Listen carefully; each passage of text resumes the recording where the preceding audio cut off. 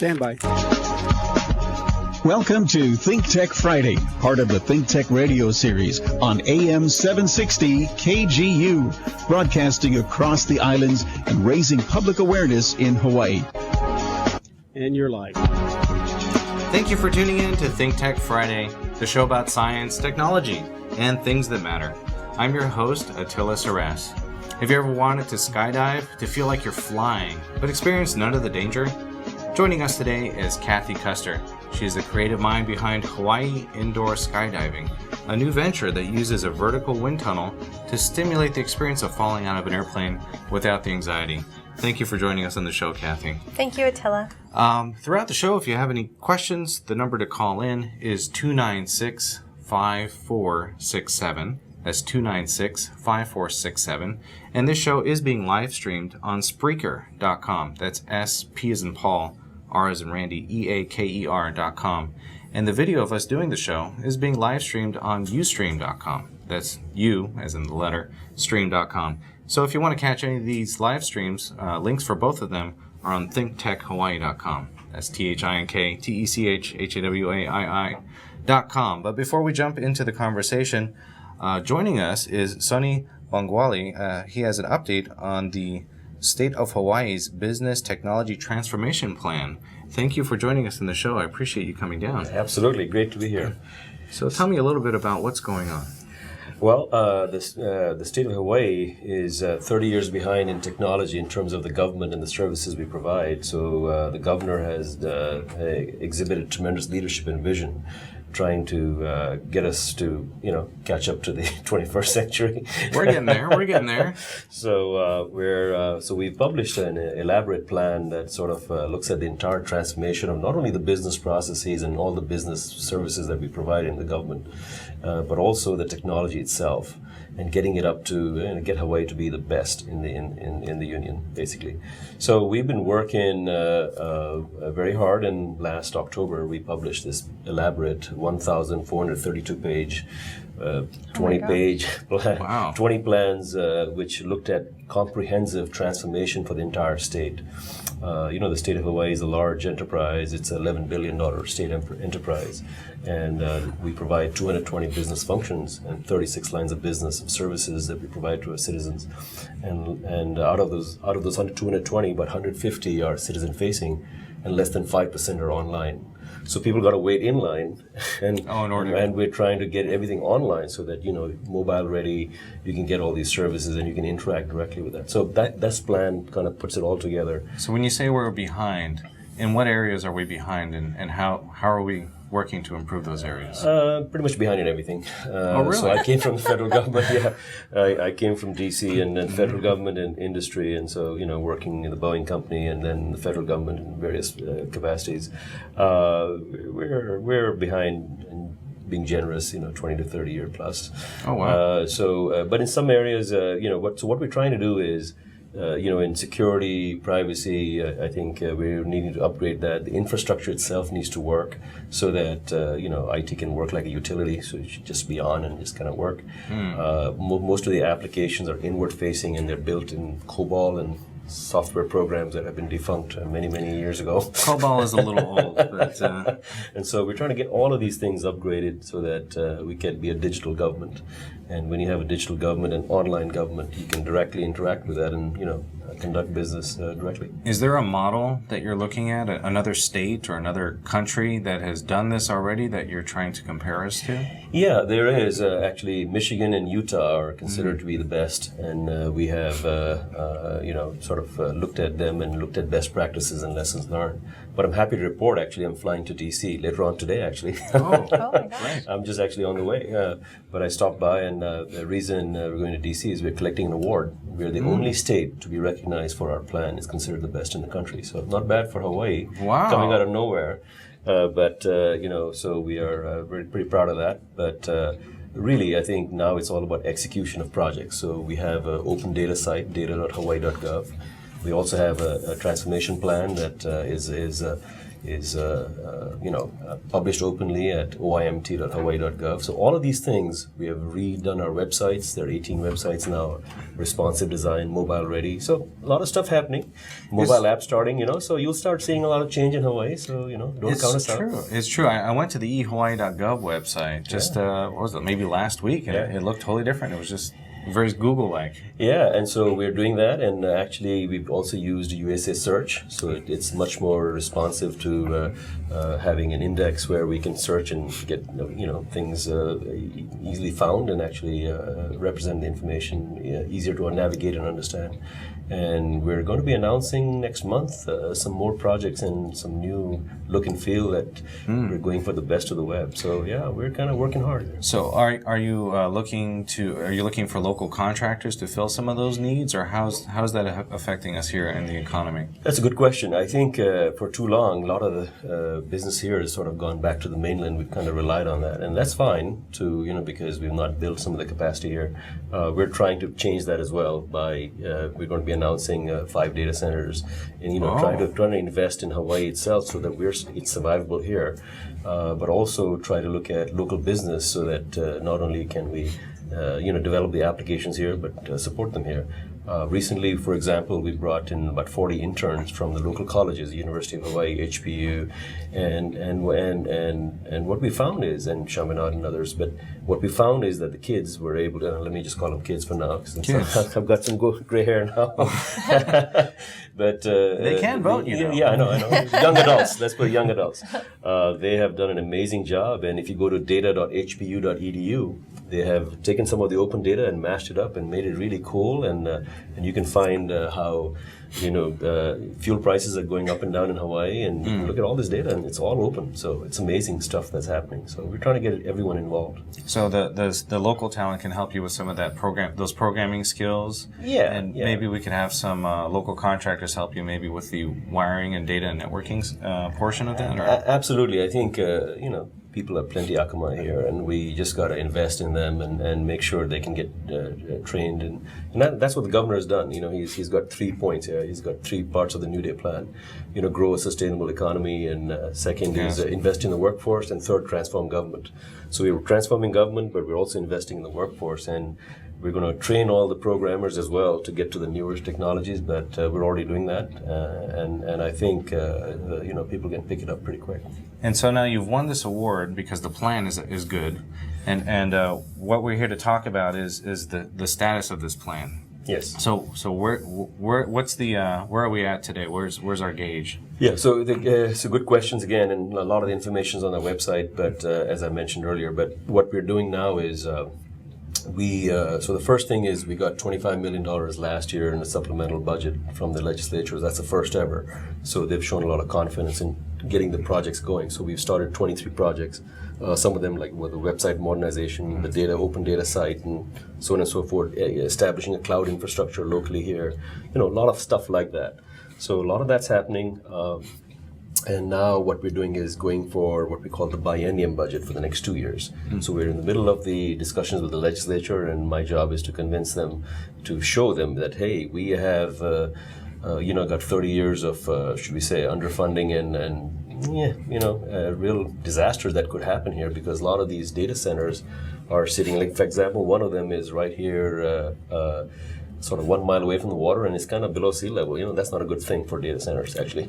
So I know which one you're talking about. I'm not sure if I can call it by name. Yes, but, yes. I didn't call it by name for purpose, but so the challenge is this data center study report just shows that we got to really invest in Hawaii and start getting this shored up, so to speak. So I just think in order to avoid some real challenges here, I've given them a comprehensive plan. We've given them a reasonable investment. So we're only talking about another 0.6 of 1 cent on the dollar is what we're asking for of the overall of the budget to kind of get this thing going. And so far we're making some good progress, but let's see and hope for the best. I think it's going to be good. And so what should we expect in the next year? I think the next year, first of all, you'll see a lot more web services. We're also going to launch a portal called myhawaii.gov. So it's your government, your way. Kind of, you can see and look at how some of the services can be customized, and you can look at on your mobile phone or iPad, whatever, get your app, and then start interacting directly with services. So that's one thing we're going to do. Improve the infrastructure, improve the shared services, improve the security and privacy, at least start doing that. But more importantly, launch some really important programs like modernize the tax system, which has had some challenges. Modernize the way we look at financial management and human resources management. We can't even get some of the financial data correct. We don't even know. It's like spreadsheets and emails and link them together.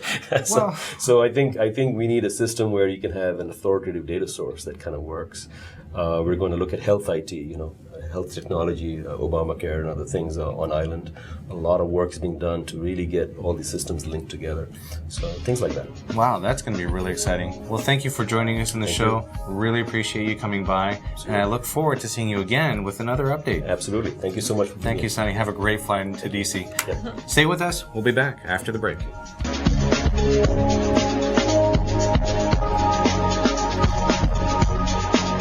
We're back. We're live. And you're listening Hold on, to... Here we go. And you're live. We're back. We're live. And you're listening to ThinkTech Friday. I'm your host, Attila Seress. When we last left the conversation, we were talking with Sunny Banwali, who is the Chief Information Officer for the state of Hawaii. And in case you missed any part of that program, feel free to jump on our website, pick up the podcast at thinktechhawaii.com. If you missed any of those other URLs that he also provided, that's data.hpu.edu, or you can go to data.hawaii.gov, and they're transforming the information infrastructure plan for the state of Hawaii. Very exciting stuff, and I think we're going to see, just as members of the state, we're going to see a lot of changes on the way that we operate, which is really nice. But on to our next topic, we have with us Kathy Custer. And if you are just tuning in, she's the creative mind behind Hawaii Indoor Skydiving. And it's a new venture that uses vertical wind tunnels to stimulate the experience of falling out of an airplane without the anxiety. Yes. Now, that's the tagline I wrote for you. I don't know if that's your official. Oh, no, that's perfect. Yeah, that's really good. It sounds good because it does have the word anxiety in there, because I haven't skydived before, but the reason I haven't is because it seems a little scary. And my wife won't let me do anything that requires a helmet. So I think skydiving requires a helmet, so I'm not allowed. But yeah, I don't know if a helmet will help you when you're skydiving. Well, you're probably right about that. Yeah. Have you skydived before? Yeah, actually, I've jumped out of a plane 3 times. Oh, and every time is it more scary, or is it just you kind of get used to it, or how's it feel? Yeah, well, I have heard that they've done studies to see how the body reacts to jumping out of an airplane. Mm. And it's supposed to be equivalent to doing cocaine. Really? Yeah, so... So it should be illegal. It's quite the adrenaline rush every time. So it's an adrenaline... Well, I mean, because you're falling to your death. It's kind of like bungee jumping. It's the same thing. Oh, right? I think bungee jumping is way scarier. Really? Yeah, I've done that one too. Oh, no. Yeah. Oof. And so all these extreme sports have prepped you for this new adventure. Which is less scary. Less scary. Just as fun. And we saw some videos online. We're going to put links up to them on the thinktechhawaii.com website. Okay, great. Where you can jump inside, and as an instructor, you can do all these tricks. And but as an individual user, you can float around, right? Yeah, pretty much. Every time you get a little better. So. And so it sounds to me like something like this doesn't come overnight. Creating a giant wind tunnel and putting it here on Oahu, that's a big deal. How long have you been working on this? I've been working on this for 4 years. Can you imagine? Oh my gosh. 4 years. It's like a college education. Yeah, pretty much. And you know what? It feels like it. I've learned so much. It's just amazing. I've really appreciated this project. Well, so, I'm guessing you've been to other tunnels like this before you decided to create your own. You went somewhere and you said, wow, this is great. We should have this in Hawaii, right? Yeah, pretty much. My parents actually retired as farmers in San Diego, California, and there's not much to do on the farm, but they did retire close to a wind tunnel. So every time I go visit them, I'd fly indoors. So you hit that right on. And so you'd want to go to the wind tunnel. Sorry, I'm starting up a little video here so we can see it. Yeah, look at this guy. He's doing acrobatic tricks and everything. It's pretty much like an anti-gravity chamber. You can run up walls and do backflips and go as high as 27 feet back down again to 0. So as the owner, you really wanted to just ride this for free all the time, every day, right? Oh, that'd be so much fun. You wanted to do this little maneuver where you're doing what is it? You're swimming in the air. It looks like it, doesn't it? That is awesome. I want to do it. And but like, how would, say if I wanted to go visit this center, which we can't say where it's going to be yet, but it's coming. It's going to be on Oahu. Central Oahu. Central Oahu. And by the way, for those of you listening, this is the exclusive. This is the first time you've heard of this because this is the first time we've been given the permission by the developers to talk about it and make the announcement to the world. So that's correct. We got the scoop. Thank you, Kathy. You sure did. And so, me as an individual, I would show up, and how does it work?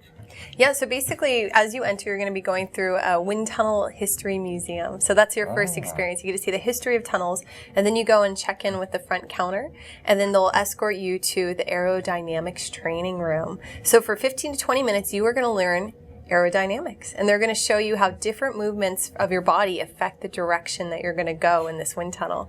And it's really tiny movements. For example, if you just take your hands and you were to close your fingers, you'll rise in the wind tunnel. If you open them, you'll fall. And that's just your fingers. I've done that. When I'm driving, I put my hand out the window. And I can kind of do like this little snake pattern. Yeah. But it's the same thing. You open and close. But what else can you do with your body? Yeah, so if you drop your right arm, for example, you'll start spinning to the right. And if you drop your leg as well, you'll spin even faster. If you're flying on your belly and you cup your belly, so you push your back out, it'll actually scoop the air and it'll shoot you right to the top of the tunnel. So these little tricks, but when you first go in there, you're kind of like a baby and you're learning how to walk. So you're learning how to fly. So they'll teach you some tricks and tips to get you flying nice and comfortably that first time. So after your aerodynamics training is complete, then they'll take you to the changing room. You get suited up. You get a helmet, goggles, earplugs, closed-toed shoes, and you get this nice, fun jumpsuit to wear for the experience. Ooh. And the jumpsuit, is there anything special about the jumpsuit? Does it have wings? Or? They used to be. The older technology, the tunnels weren't as strong, so they did have to be really loose and flappy, and that helped you catch the air. Oh, so my belly would help because it would be kind of loose and flappy. It would give me some more surface area, and I would shoot up to the top of the tunnel. Right? You were so funny. Yeah, definitely eat as much as you can before you come in. I'm just kidding. Actually, that is an engineering consideration. If you show up and you had a bunch of food. Yeah. Yeah. You don't want to eat before doing this, right? You can actually. I know we've asked questions about like that. Should we have a snack bar? What if somebody eats like a hot dog and they go into the wind tunnel? What's that going to look like? But yeah, it turns out it's not a nauseating experience. Like baby food. Yeah. That's the answer. And I can vouch for that. I actually get motion sickness to the extreme. I was scuba diving and I threw up underwater. I mean, who does that, right? Yeah. Ugh. Yeah. Well, you got to feed the fish somehow. So. That's right. Yeah, I got a really good show. But basically, bringing it back to wind tunnels, I've flown several times and I've never gotten sick. So yeah, it's a very comfortable experience. So basically, after you do the suit up, next you go into the wind tunnel. So you'll have an instructor there with you, and the fans are off when you first enter. So you'll walk into the tunnel, and you're going to be standing on something that looks like a net, but it feels like a trampoline. So it's a little bit springy. They'll have you lay down on your stomach. In that flying position that they'll teach you. It's kind of like this with your hands. Kind of like up, so... Yeah, up by your head. Kind of like a salute with both hands. Yep, that's correct. Okay, got it. That's a good way of describing it. Thank you. I know a radio show, right? They can't see me. They can't see you. But we have a camera. We have a camera. Maybe the people on Ustream can see us. They have an advantage. Yes, they do. So then once you're on your stomach and you're comfortable, then the instructor will motion to the control guy and he'll turn on the fans and you'll slowly rise. And you'll hover at about 4.5 feet. And then once you get good, you can go as high as 27 and back down again. And is there any chance, like, if I turn the wrong way, I'll slam into the side? Definitely. Really? Oh, no. Yeah, because you control your direction. So every flyer does have an instructor in there with them, and they have been trained for weeks. I mean, just countless hours on how to anticipate people's movements and things. But wind tunnels in general, they're really not dangerous. There's never been a death in a wind tunnel, and then rarely are there any kind of accidents at all. In fact, it's typically the more advanced flyers who get injured because they're trying all sorts of crazy things. So. And it's only one person at a time, or do you have... So one person for beginners with the instructor, and then they'll allow skydivers or military paratroopers to come in and fly in teams. You do have to be careful, though, because if you fly together, you have that ability to cut each other's air off. So if someone flies over you, they might end up landing on you. Yeah, because you'll cut their air off. Hence the trampoline. Yeah. You just fall out. Yeah, so that's why they only allow that for more advanced flyers. Mm-hmm. And is this something that the military uses to train paratroopers, since you brought it up? Oh, it's a huge thing. Yeah, as everyone or most people are aware of, the military is having some major financial cutbacks. And I've been told that they're not even taking up their helicopters or airplanes to have these paratroopers jump out of them because they're trying to cut back on costs. And so wind tunnels are a low-cost alternative to training. I mean, you don't have to fuel it, staff it, maintain it. You know what I mean? We take care of all of that, but planes are just so expensive.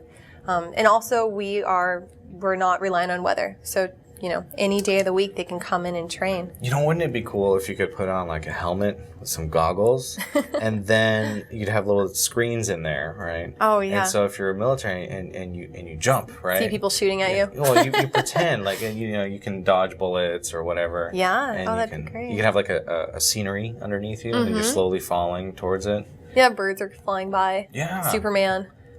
I am adding value to your product here. Santa Claus for the kids, right? I think 1 year into opening, you should look into something like that. It's very cool stuff. It is a good idea. You're right. We could probably project that onto the side of the tunnel. Well, you know, just many years back, I'm a tech person, right? So, you know, many years back when I was still a teenager, I was doing flight simulators, and these are the kind of things that we used to have. We used to have the helmets with the motion sensitive. So that stuff is old. I mean, it's old.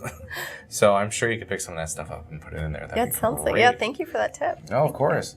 So, you know, it sounds to me like you're building this tunnel. Are there big ones? Are there small ones across the world? Or are you building the biggest? Or are you building a medium-sized one? Yeah, that's a good question. So as far as vertical wind tunnels for the indoor skydiving experience, the largest tunnel is 16-foot diameter. There's only 2 of them in the entire world that I know of. One's in the U.S. in North Carolina. And it'll fly up to 12 people, which is a ton of people. 16 foot. Wow. 16-foot diameter. And then the smallest... It's as big as a studio here. Huh? Pretty much. Yeah. I know, it's big. That is big. Woof. And then the smallest tunnel is 10-foot diameter, and that's actually in Hollywood, California. Universal Studios, that strip there.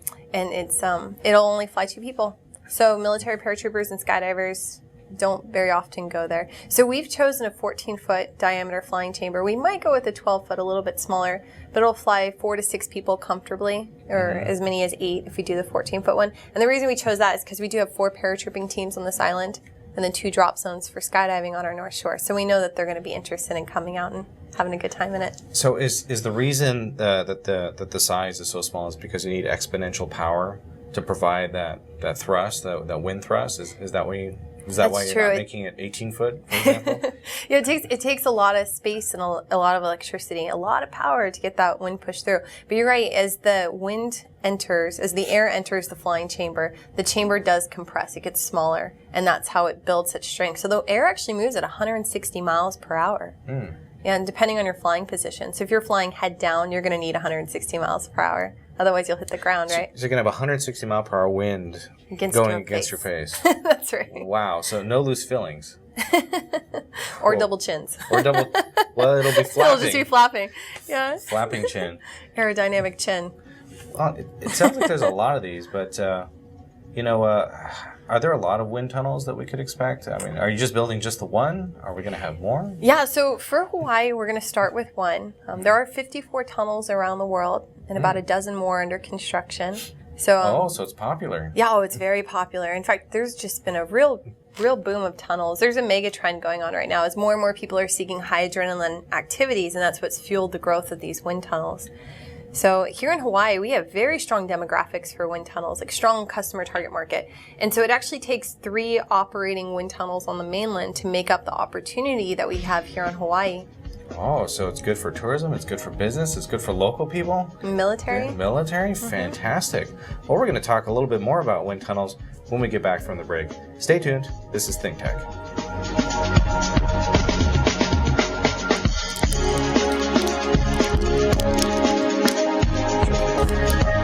Stand by. And you're live. We're back. We're live. and thank you for listening. We're talking with Kathy Custer, and we're talking about wind tunnels. But not just any wind tunnels. They're the kind that you can actually fly in, as if you were jumping out of an airplane. And it's coming to Oahu soon. Can we say how soon or no? Yeah, 18 months to 2 years, yeah. Because it takes time for construction and things. Oh, cool. And it's going to come in central Oahu. We can't say where. You know, it sounds to me like this is we're a tech show, so we like to talk about technology. And I'm guessing that wind tunnels from the 60s were a little bit different than what we have here today. Maybe back then they had, They were horizontal back then. They were horizontal. They had horses doing something on a hamster wheel. I'm guessing we have something new. What's so different about these wind tunnels today? Yeah, so vertical wind tunnels for the purpose of indoor skydiving have changed quite a bit. So the very first one was built in 1982 in Las Vegas. Oh my gosh, so close. Oh, wow. It's actually still in operation today. It's just a couple blocks away from the Strip. So basically the first wind tunnel that came into existence, the fan was located at the bottom. So it would actually blow the flyer up into the air. Well, they've later realized that it's more electrically efficient to suck them up into the air. So now the fans are located on top. And so it's a sucking, not a blowing.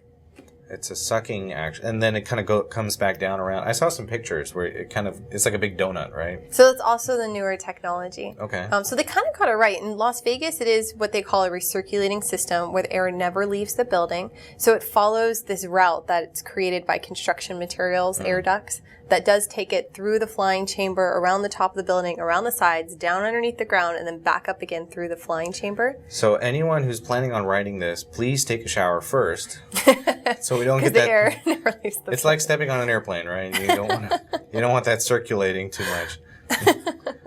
Oh, you're so funny. Okay. Yeah, so Las Vegas got it right, and then they almost, went back and started getting it a little bit wrong again. They had open-aired ones where it just sucks the air out through the bottom, sucks it up from the bottom, through the flying chamber and all the equipment, the fans and things, and then just lets it back out into the universe. But it uses so much more electricity because the air's not in motion. They need to take more stagnant air and create all this energy out of it. So yeah, now we're back to recirculating systems. And there's also portable ones that can be set up within 5 hours. Oh, wow. Yeah, so mobile. There's carnival-like ones that have huge stadiums that come with them, so you could do shows and things. At one of the Olympic Games, I think it was in Mexico, I watched a video on it, and they brought that in and did indoor skydiving as a show. Wow. That was really neat to see. So it's a spectator thing also, and I know I've seen like the Lexus car commercials, or I think it was Lexus. I don't know. It was one of those luxury car commercials. They put them in a wind tunnel, and then there's that little stripe that kind of shows up. So it sounds to me like this wind tunnel can be used for more than just entertainment, right? There's an education facet. Yeah, there definitely is.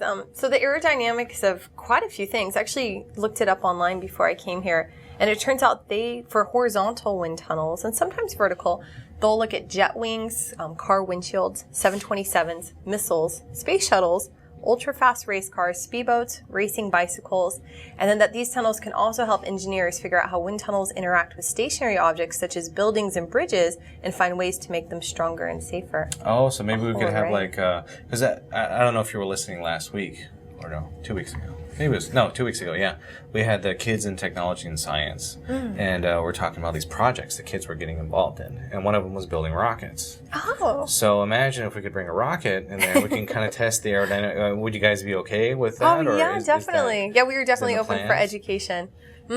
So you can test the aerodynamics of your science project, right? Oh, that would be great. Yeah, we definitely plan on bringing in and inviting children to our wind tunnel. In fact, we plan on doing school tours. So for the Kiki, the little kids, they can come in and learn aerodynamics. And then one of the projects that we had planned is we'd give them all a string and a piece of paper, and they can fold that piece of paper in any shape they like. And then we'll put the kids in the tunnel and turn it on low power so they can see how their paper flies at the end of that string. So if they crumple it to a ball, it'll just fall. And if they give it wings, it'll fly. So they can see how that could be applied. Wow, that's neat. And so I'm guessing there's a certain age limit here. Not just, we're not talking toddlers, right? We're talking a little bit older? Actually, we kind of are. Really? Yeah, wind tunnels are really safe, and they're super fun for kids' birthday parties. So depending on your insurance, the typical is age 4 and up. Your insurance. Yeah, no, the your insurance. Yeah, my insurance. Your insurance, yeah. Not my Are you going to own a wind tunnel too? No. Yeah, so depending on the wind tunnel's insurance, I should say. So some even have insurance to accommodate as young as 2 years old. Wow. And in Singapore, they put a dog in the wind tunnel. He was flying around. He had goggles. Dogs. His lips were flapping. He looked really happy. Oh, wow. Is there like a weight limit on dogs? Is it? Because, I have a big dog and I have a small dog. So maybe I could bring the bigger dog. Maybe that'd be a little bit safer. The small dog would just fly up. It's true. If you put that big dog and small dog in the tunnel together. Yeah, what would happen? Because, what if you brought, Uncle? Uncle's a little bit on the heavy side, likes to eat a little bit more than me. And I go in there and I'm fit and not so flabby. How does that work? How does that work if two of us go in there and we're Yeah, so if you have a larger person and a smaller person in the wind tunnel, the smaller person will rise above that larger person and they'll go pretty far up. And then the danger of that is if the smaller person or the larger person flies underneath the smaller person, not knowing because they're above them, they can cut off their airstream. So they'll actually land on top of each other. So what wind tunnel professionals do to accommodate that, because sometimes skydivers are different sizes, but they want to go in and practice their routine. So we actually have weight belts, similar to scuba diving. Yeah, and they put on a weight belt, so now they're the same weight, and they can fly together. They'll be right next to each other. I think I saw something like this online where like two people were getting married in a wind tunnel. Oh, that's romantic. Who had to wear the weight belt? The wife or the husband? There's no right answer to that. Yeah. So I'm just going to say there was no weight belt. There you go. Underneath the dress. I think it would be hard, for the person doing the ceremony if they had a little book. Can you bring other things in there, or can you bring like a soda and like grab it like this, or do one of those extreme, Mountain Dew type of commercials? Oh, that would be wild. I know. I think it'd be so fun to have like Hawaii Five-0 come in and do like an action scene where like the bad guy flies in the wind tunnel and there's like bullets flying and like the cops go in, and they're all flying around each other. So as far as bringing in things to the wind tunnel, I've actually seen in real life and in photos, all sorts of objects that just get crushed. Like even quarters and coins, they'll fly right out of your pockets, your phone, and it'll go into the tunnel and we have a net up on top, so people can't go up there, but stuff will, and yeah, it'll just shred. Yeah. Shreds anything? Totally shreds. Yeah, if you have quarters, it'll bend them. Whoa. Yeah, it's powerful fans. These things are huge. How many fans really are there strong. in there? So some tunnels have as many as 5 fans, but our tunnel's going to have 2. Oh, just 2 fans. Yeah, 2 fans. 1 in each air duct. And then, is there a lot of electricity here? Is that why you only have 2 fans? It is quite a bit of electricity. So as far as the fans go, if there's 5 fans, they're smaller, and they kind of make up the whole diameter, circumference of the flying chamber up above you. And if it's large fans, then they're just really big to accommodate that. So the fans take up the same amount of space, but if you have more, they got to be smaller. As far as electricity goes, it does use 860 kilowatts per hour of electricity, so it's quite a bit. Mm-hmm. Yeah. And then, and so it's a lot of energy, but I'm guessing you're probably going to put something like solar on the roof. Yeah, we've gotten quotes. We're very interested in putting up solar. It would take a lot of solar to offset that, so we would have to probably get a big piece of property and do like a solar farm kind of thing. But yeah, we're in the go green trend, and I would like to follow that. Well, I think that'd be great, and it would also save a little bit of give us some extra boost in terms of jobs. Now, speaking of jobs, how many people do you think would be employed in such a place? Yeah, we're gonna have 19 staff members. Wow, so just about 20 new jobs, and that's going to be the first one, right? That's correct, yeah. So if there's another, then we'll double that. It'll be 40. Oh, okay. And is there plans for 2, or is it difficult because of the process involved in building it? Yeah, well, I think we're going to start with 1 because it is quite a difficult process. I believe that it's going to be so popular. I think it would work to have 2 tunnels on here, but that's just speculation. Of course, we'll find out once we build the first one and see how busy we are. Well, let's get that going already. 18 months. I know. I'm not sure I could wait that long. Well, then again, we are the first to talk about it, so that is pretty neat stuff. Sure, you got in early. Well, and if say for example I'm flying, and we have a power outage, which never happens here. I've never had a power outage ever. Oh my goodness. Ever living on Oahu for all these years. That's a joke, right? Because there was a huge one like 2 years ago. Really? Yeah, it was like all downtown. Really? Do you live downtown? No, but it was the whole island actually. Oh, there was a whole island. Yeah, sorry, I was downtown. I guess what I'm trying to say is that we have power outages here occasionally. Okay. And if I'm flying around and I'm at the top of your tower because I want to see how much I can how much change I can put on the top of your wind tunnel. What happens? Do I fall and hurt myself, or how's that work? Yeah, so because it's a recirculating system, the air is constantly in motion. So it's similar to when you turn off your ceiling fan. It'll still spin. Yeah, so our fans still spin, but they're slower, but the air is still moving. So it will let you down. It's not going to be a comfortable landing, but you're not going to get hurt. As long as Uncle's down there. As long as Uncle's blocking. As long as Uncle's blocking. But it's pretty much the same thing, right? Because Uncle's down there, and then he blocks my air, and then he falls, and I fall on top of him. It's perfect. We got it. All right. Yeah, and it is kind of like a trampoline base anyway, so you just bounce right back up. And, when this thing's not running, can you do anything else? Is it just this is the only experience there is, or is there other learning opportunities that the center's going to do? Is it going to give back to the community somehow? Oh, yeah. We're actually very excited about our plans for learning and cultural activities and things. So the first one that we want to implement is actually in the construction phase or even pre-construction. So I've already contacted UH, and I'd like to reach out to HPU and Chaminade and all the universities, and even just to the public. So anybody who's interested in engineering, oh boy, is this a fun project for them. So we're going to have an open door policy. They can come in and they can work side by side with our consultants as they create this wind tunnel and do all the planning for it. And so they get the hard hats on, they can walk through the construction site and really just be a part of it. We want to encourage kids to continue to learn and give them these hands-on experiences that may be kind of limited in Hawaii, especially for unique projects like wind tunnels. So hopefully we'll get these kids super excited about continuing their education in engineering. You should talk to Sonny, because that's what he did with the HPU students. That'd be perfect. Mm-hmm. Our first guest earlier today. Either ways, we're going to talk a little bit more about this when we get back from the break. This is ThinkTech. Stay tuned.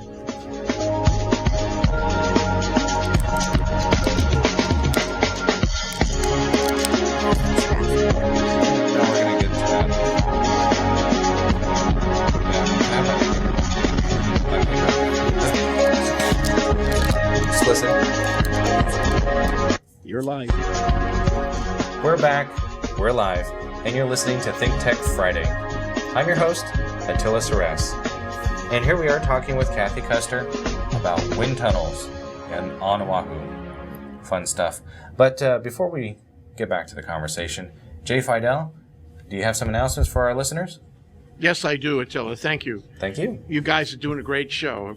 Really, really entertaining and interesting. Thanks, Jay. Thank you. Anyway, so Thursday, March 28th at the Plaza Club, ThinkTech and the Hawaii Venture Capital Association will do their next program. This one is entitled Fiscal Policy in the 2013 Legislature. How can we pay for the things that we need? So we're going to have Calvert Young. He's the State Director of Budget and Finance. He's going to tell us about fiscal policy in the 2013 legislature. We have Tom Apple, the Chancellor of UH Manoa. We have Senator David Ige, the chair of the Senate Finance Committee. Richard Lim, the chair of the Department of Business, Economic Development and Tourism. Josh Green, the chair, is a senator, the chair of the Senate Health Committee, and others covering energy, education, health, business development, and more. We're going to cover all of the basic requirements for all these initiatives. So what are the priorities when you don't have all the money you need to pay for the programs you want and that you do need? It used to be that we had the money we needed for these critical programs, and we had some money left over for grants and aid, if you remember that. It was only 10 or 15 years ago. Now there are annual struggles and competitions to pay for the programs we want. So what do? What is our fiscal policy to make things work? Do we spend less, like the sequestration issue in the federal government? Do we tax more? March 28th, everybody should be interested. Everybody is going to be affected. Check it out at the Plaza Club, 11:30 a.m. that morning. You want to register, it's hvca.org. Thanks, Attila. Back to you. Thanks, Jay. I appreciate the announcement. And, that I think affects us all. Because it's our entire state depends on the small business. Because those are going to be the big earners. Those are going to be the companies in the next 10 years. Yes, and Sonny Bagwalia probably has some things to say too, don't you think? I would love to have him back on the show, and we can talk a little bit more about that. But we were talking during the break about, just saying thank you to the people who've helped us get this far. And, your name is Kathy, and that reminded me of my mom. So I'd like to put out a shout out to my mom, who I know is listening, and she's probably jumping up and down right now. Oh, that's But thanks, Mom. Love you very much. Appreciate all that you've done over the years. And you had some people to thank also. Yeah, actually, my mom and dad, they're listening too. And I'm just so thankful for everything that they've done for me. They're incredibly supportive. And then Raymond Riss, my business consultant, has been with me all 4 years. He's amazing, always goes above and beyond. And then Rosa Navarro Hoffman, she's my cultural consultant. She teaches me how to do business in the culture of Hawaii, which is very important. So, wow. Yeah, thank you all. So many people helping you. And that's the thing, no one's an island. And it sounds to me like even this wind tunnel project, there's a lot of people involved. It's huge, right? Yeah, there really are. There's 13 gentlemen on my board of advisors, and then one woman. So I shouldn't say all gentlemen. Oh, because I said gentlemen. But yeah, Rosa, she's in there too. And I've just gotten so much support. It feels like hundreds of people have just been so supportive, and they always check in, and they're like, how's it going? So yeah, I'm just so thankful for everybody. Well, and that's what's good about doing business in Hawaii, is that you'll find lots of people to help you. Oh, that's true. And some of these, a lot of tech ventures that start up here, they create a working model, and then they have the support and the community assistance and the ability to try it out on a small population, and then we can sell it to the mainland, and then bring in some more mainland money to help us in the state. Isn't that great? Yeah, I like that idea. So, and in some ways, I think your project is doing the same. Now, we're going to have, I'm guessing this could be a good tourist attraction, right? Oh, definitely, yeah. In fact, the wind tunnel in Hollywood, all they cater to, pretty much 80% of their business is tourism. So, yep, we're going to try to get close to Waikiki, but just outside of it, so we can still cater to the local community as well. So Central Oahu, where the high density populations are. But we are welcoming visitors, especially because we have so many cultural things going on that we really want to teach them the Hawaiian legends that have to do with the wind gods and the rare species of owl and all of these things. We're going to have murals on the walls from floor to ceiling and storytellers there around the clock. Teaching these people. That reminds me of what I saw in Aulani. They really tried to bring in some other local artists and storytellers to kind of the menehune that are hidden all over their hotel. All over the hotel, and you have the story and the story of Hawaii out there. I mean, I think this is. Are you going to do this sort of the same thing to try to integrate the culture? Oh, definitely. Yeah, I'm very, very excited about that aspect of it. So I have a few people that are helping me that know a lot more than I do. That are educating and teaching me, so then I can pass that on. We're also going to be doing live performances, so we're going to bring these legends to life. The local talents, musical talent, I'm guessing. Yeah, we sure will, and they're going to be flying in the wind tunnel. So that's going to be part of the performances. But they are Polynesian legends. There's wind gods, flying goddesses, and the rare species of Hawaiian owl. And so how does a performer fly in the wind tunnel and perform? Yes, it's like a theatrical performance. So we're going to have music on the outside of the tunnel, so people can hear it, and then dancers and, the MC and things. And then, for example, if there's... so the wind tunnel is kind of like in the middle of a stage? It is. Yeah, exactly. Yeah, so there'll be kind of like stadium seating around it. Yeah, so they can watch performers in the tunnel and around the tunnel and interacting with the audience. Oh, okay. And so the tunnel doesn't necessarily have to be on for the stage to work, right? Correct, yeah. So you can still have a performance there, then turn on the wind tunnel and you got a performer in the middle. That's right, yeah, so it just adds to it. Just adds. Yeah, but we'd really like to aim that at the cultural and the Polynesian legends. So and that way you could tell stories. Do storytelling. And are you thinking of putting other attractions kind of around it, like anything related to food or other entertainment, or obviously T-shirts and everything else? That's gift shops given. But what else can you say that might help bring jobs into your location, or might spread the word of Hawaii out to visitors? Yeah, so we've actually come together with Ali'i International. So Billy Balding is the gentleman that's behind that project, and he has some big plans. He's going to have a skate park there where they Ali'i International. Yes, that's correct. And what do they do? All sorts of things. But right now what they're doing is... For you. Let's just say, what do they do for you? Oh, what do they do for me? Yes. Yeah, they have a variety of things that they do.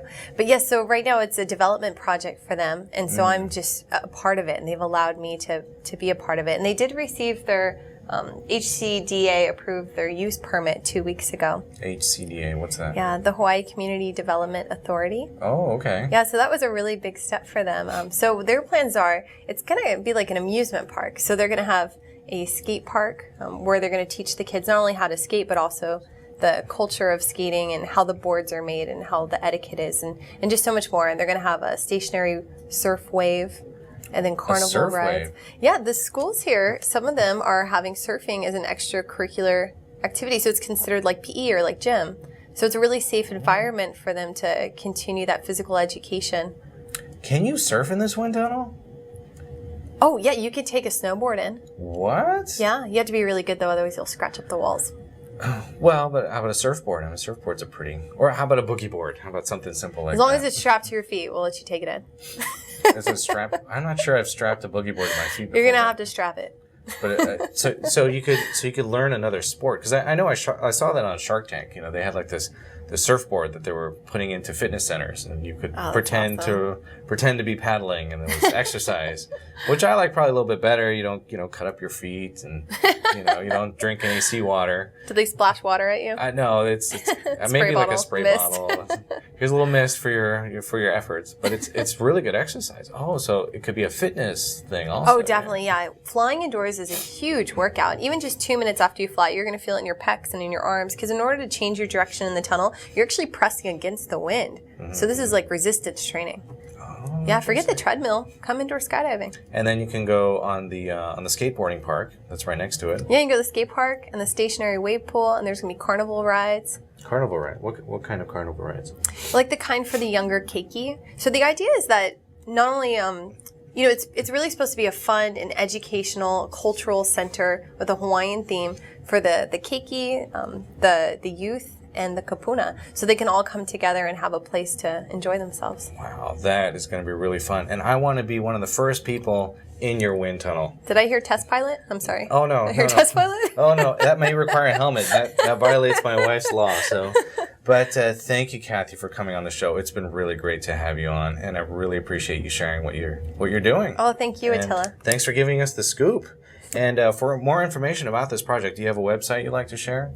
No, actually, this is the very first public announcement that we have done on this wind tunnel. Okay. So more to come. Yeah, more to come. More to come, more to come. Well, you know what? If any of you listening have missed any part of this program, be sure to visit our website and download the podcast. Our website is thinktechhawaii.com. And if you like our program, like us on Facebook.